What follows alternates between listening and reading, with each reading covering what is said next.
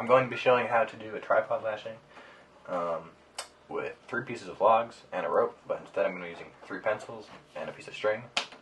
The way you start is with a clove hitch. So you go around the pencil, and then you go over the string that you went around, or around the pencil again. So you have an X like this. And then you take the end of the string again, and you go underneath the X that you just made. So I have the end right here, and I need to go underneath this X right here. So I'm going to lift it up a little bit with my other fingers, and go underneath it with the end. And so now you can see that I have an X.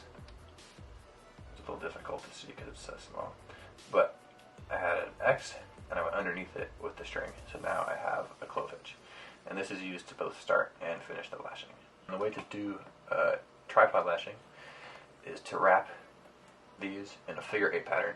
So what that means is you go around or underneath the one in the middle, then around the one in the end, and then you go over the one in the middle and around the one in the end.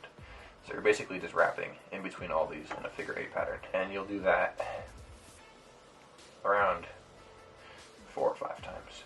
Now that I have wrapped my pencils, what you need to do now is so-called frapping, and what this does is it makes your wraps tighter. You do this by in between the pencils here, you see the space, and what you need to do is you wrap each one of those around 3 times. So I'll take my string, the end that I've left over, around 3 times. Here. 2. That's getting cut. Alright, that's 2 right there, and there's a 3rd time. And what that does is it makes the wrapping a lot tighter. So this pencil here, it's not going to go anywhere now, whereas this first one here, you can still slide. So now that I have the first one done, I'll go on to the second one. And it's really important to make these as tight as possible.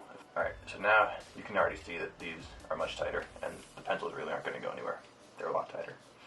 And now I'll end this the same way that I started, with a clove hitch. So you go around the pencil 1 time, and then you go around a 2nd time, and create that X.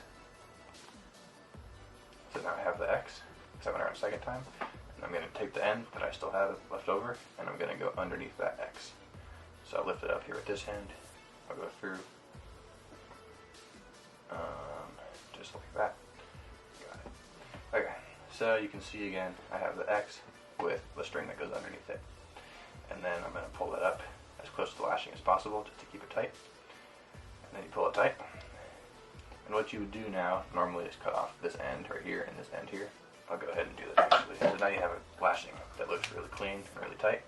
And then you can set up your tripod like this. What you would use this for in real life is, for example, while you're camping and you have like a log fire underneath here and you have a Dutch oven or just a pot and you want to cook something in it, then you can set up a tripod like this, and then you attach a string to the middle one or just around all 3 on the top, and you can hang it, and then you can hang your pot or your stove above the fire here.